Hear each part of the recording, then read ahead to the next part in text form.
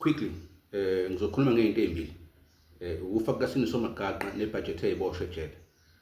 Ngiyathemba ngizunkanta kakhulu.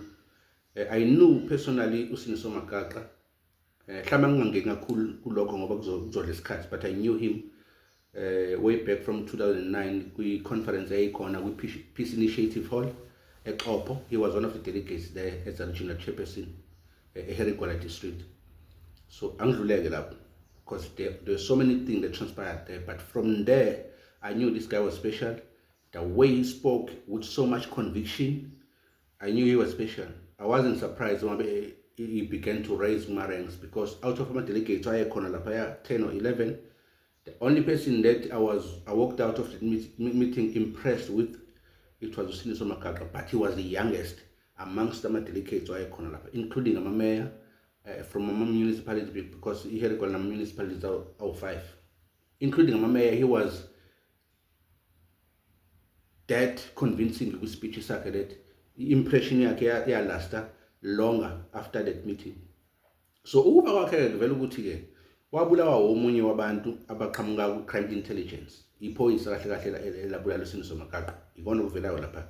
Salute to uLord Mkhwanazi manje urezile kumajengo ngoba lieutenant general, kodwa manje kufanele sim-address ngoLord Mkhwanazi. He has transcended beyond ama ranks akhona. So ngicela sithi Lord Mkhwanazi. Kuvela ukuthi wabulawa yini amaphoyisa avela kwi-crime intelligence. How? Leli phoyisa kuvela ngazi ukuthi lali infiltrator ischeme sokubamba imali, imoto ebamba imali, ukuthola information. That's my observation. Iphoyisa underground, undercover, elingena kwigenge ebamba imoto zemali. Phoyisa undercover noma amaphoyisa undercover elingena kwigenge squad noma scheme ezibamba imoto yemali, and he is one of them. Ukuze akwazi ukuthola information ukuthi awubani ama players lapho ukuze kuboshwe yonke leyo gang, he had to go undercover and abe ischeme nabo. So nani niyawabuka kama movie niyazi ukuthi ama undercover cops asebenza kanjani. But one of the things that happens lapho ukuthi leli phoyisa litholakala selibulala uSiniso Magaqa. Two things that may happen there. Number one, ukuthi leli phoyisa la enjoy impilo yobumnyama yobugebengu and began to be the part of that. Laselithengeka kalula to murder uSiniso Magaqa. But the other version is iphoyisa melifika egebengweni bafowethu ngathi liyalinukela igebengu. It's like igenge can sense ukuthi iphoyisa le. So ukuze igenge ikwazi ukumtrap nomjidi, because mhlambe yamsuspect ukuthi iphoyisa, is to assign him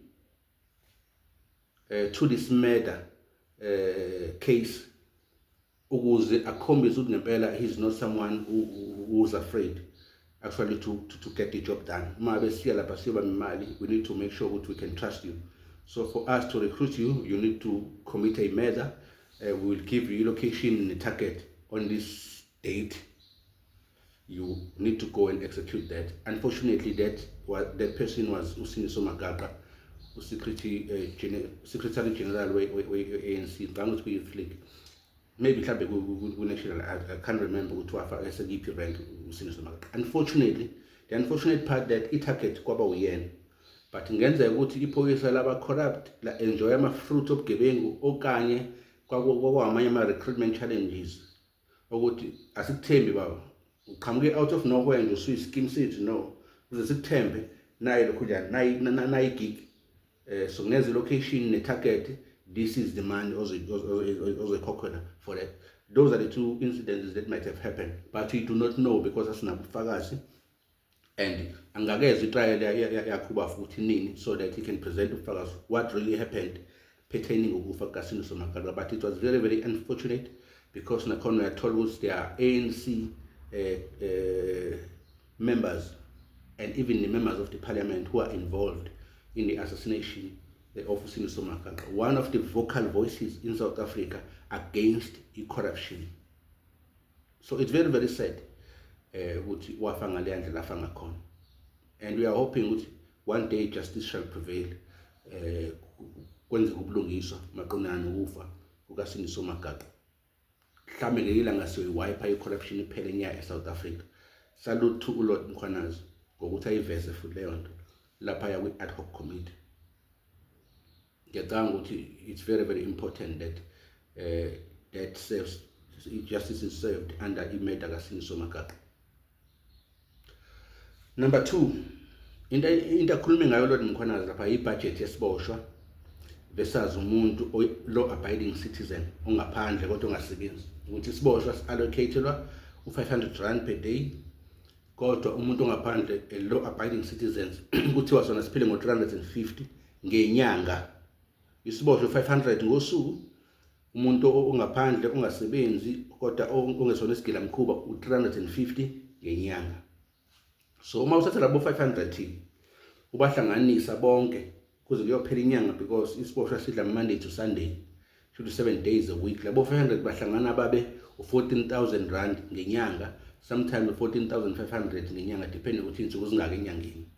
So 14.5 ngenyanga umele umuntu oyedwa ukuthi lesi siboshwa lesi sizodla la kulo 14,500 inyanga yonke, bese uphumela ngaphandle ubuka umuntu ongasebenzi kodwa unikeza 350 versus isigilamkhuba esiliku 14,500. iMaths bafethu ayimate lapho, yabona iMaths ayimate lapho, yabona uma bekhuleka ngenze kufanele idodoyelwe, ngenze kufanele ukuthi zisunyelwe zilwelwe, iyona leyo number 1. Ngoba leyo nto isho ukuthi kahle kahle ukuthi isiboshwa sibalekile, kushuthi kubalekile ukuphula umthetho kunokugcina unokuzigcina uyi-law abiding citizens. Kushuthi umuntu ophula umthetho yena important than umuntu ongesisisi ephula umthetho. Ubuka i-difference ka350 ngenyanga no 14,500 wesiboshwa ngenyanga. Number 2, thiwa eSouth Africa umuntu osebenzayo i-minimum wage, sikhuluma ngabantu bafuthi abafukuzayo abasebenza kanzima, kuthiwa i-minimum wage yabo 3,500, bese ubuka ibudget yesiboshwa esisodwa u14,500. nakhona futhi lapha iMaths bafethu ayiMaths, sikhuluma ngomuntu othola a minimum wage kodwa owondla umndeni at least mhlawumbe ungaphezulu kwabantu abahlanu ngo3,500. umuntu oziphethe kahle, ophilisana nabantu, ongoni ongesona isiphula umthetho, uhola 3,500 rand, esebenze kanzima, wafukuza, wajuluka, wacasa kwaba ne-depression, ne-anxiety, ne-stress, nekweleti nayo yonke inkinga ongaba nayo emhlabeni, just because akasona isigebengu, kodwa isigebengu sinikwe u14,500 mahala ngokuthi sibe isigebengu ejele.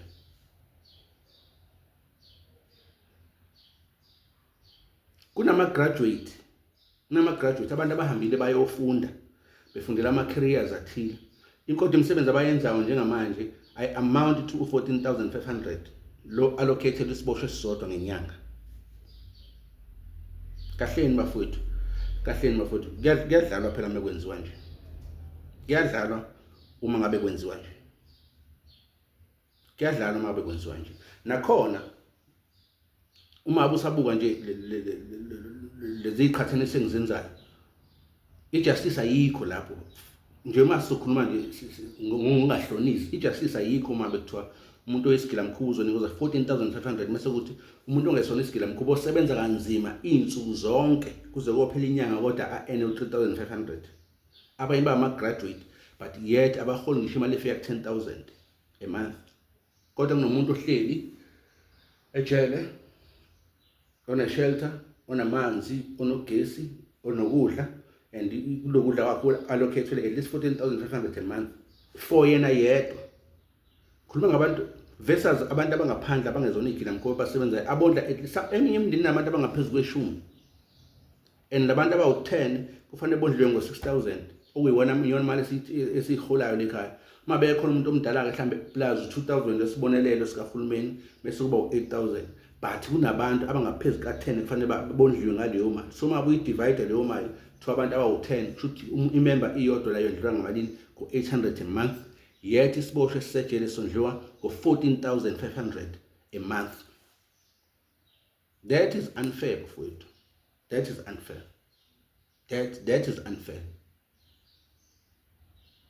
unfair. Uma ukuthi isiboshwa sondliwa ngo14,500 a month, at least minimum wage kubantu abasebenza abangaphandle abama-law abiding citizens ayibe u20,000. There must be a difference. phela labantu laba bazonigila mkhuba futhi bayondla abakwazi ukuthi naye bangacinezelwa i-system for the fact that ama-citizens ayiphethe kahle versus abantu abayizigila mkhuba bafutha sikwazi ukuyivuma injalo ukuthi yenzeke lelo phuzu kufanele lilwelwe sibuyeke size kuzona-ke i-allocation yeziboshwa uma usuhlala phansi nabantu ababuye ejele bese bekuchazela ngama-meals ababa nawo ekuseni nasemini ngoba badla kabili ngikaze ngiboshwe anginaso isiqiniseko salokho kodwa omunye ngingakhuluma naye nje last week ukuye wakhuluma ukuthi some days uvuka ekuseni udla 2 slice wesinkwa netiye elinesipuni esisodwa sikashukela so u2 slice wesinkwa netiye nesipuni esisodwa sikashukela lezo zinto worth about 10 rand ungayithola lezo zinto 10 rand athi later ngo2 ntambama ususudla iparish nakhona una spoon kufanele udlise okwenja ila usizwa khona ukuthi kahle kahle njengoba ngiboshiwe kusho ngiyinja so uma ngabe ngibuka lezo zinto ayishoyo on that particular day la kuzodliwa khona iparish ngo2 ntambama ekusena de 2 slice netiye nespoon esodwa sikashukela it's at least budget ka 25 rand noma si maximize into 50 rand. Let's say the 50 rand budget abayitholayo on daily basis. So u450 ushonaphi? 450 ushonaphi? Okusho ukuthi uma bekuthiwa kuney'boshwa la ezu-1000 bese kulahleka u450. Shuthi kunokumali at least ibalo zama ivuki-ke manje. Kodwa makuthiwa kuney'boshwa ezu-500 ebese zonke zodliwa zi-allocated u500 rand zonke. Lowo u500,000. Bese zonke zondliwa ngo50 rand sisodwa as per ama-meals engikwenziwe ngalo mfowethu. Kusho ukuthi la kulo 500,000 kusebenze u50,000 u450,000 ushonephi. La sikhuluma ngosuku. That's almost half a million. Yonke leyo mali ke yona ishonephi because i-allocated to take care of lezi ziboshwa lezi. Ngani memethi yami kahle nami 1000 times 500 kahle ngiyahlanga 50,000. I meant to 10,000 reyiboshwa kahle kahle. Ukuthi iboshwa mezu 10,000. Allocate le 500 sisodwa. And then uthatha 10,000 u times ngo 500,000 bro. Imethi yami be correct 500,000. So uma bekuthiwa sizonikezwa ama-meal anjengaleshiwe nomfowethu, i-meal ka 50 rand ngosuku. That means uno 450,000 ongazi ukuthi upheleliphi. Lo 450,000 ungene emaphaketheni kabani? Izinto lezi kufanele ziphenywe uma bekuzwa kuyikhunjana kwi-correctional services.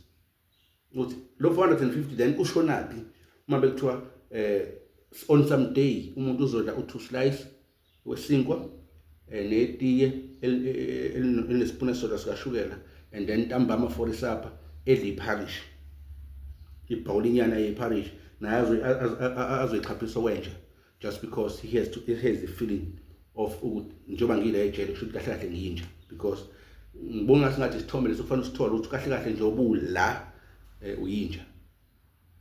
So while benza lokho ke lo 450,000 wona usushonephi because it's an allocation yokuthi labantu babena ngaphakathi each and every siboshwa is 500 rand.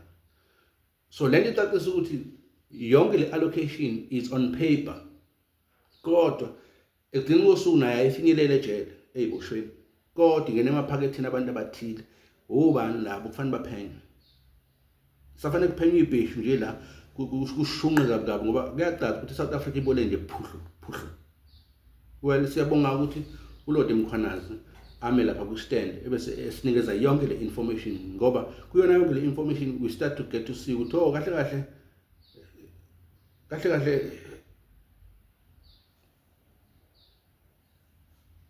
angikwazi nokuyichaza lento engifuna ukuyisho futhi ukuthi ngingayichazi ngoba ngasingimangela amazi yamsheli lezi kanti awamasaphuma la. Kodwa nje bafowethu bengifuna ukukhuluma ngalezo izinto zombili ukuthi buka i-corruption ekhona i-correctional services per i-budget ekhona yesiboshwa bese buka i-disparity between isiboshwa nomuntu ongaphandle osebenzayo owondla umndeni wakhe. There have to be ama-amendments akhona lapho ukwenza sure ukuthi uma ngabe ungaphandle you want to be motivated to be a law abiding citizen ngokuthi kube nezinto kube ne-provision ekhona for our citizens who are law-abiding citizens, so that abantu bezo-encourage not to go into crime. Namhlanje bengifuna ukukhuluma ngalezo zinto nje zombili, ukufaka sini somagaqa, and I hope justice will be served there, and then mase kuba ile ndaba ye-budget allocation yesiboshwa. That's if the numbers are true.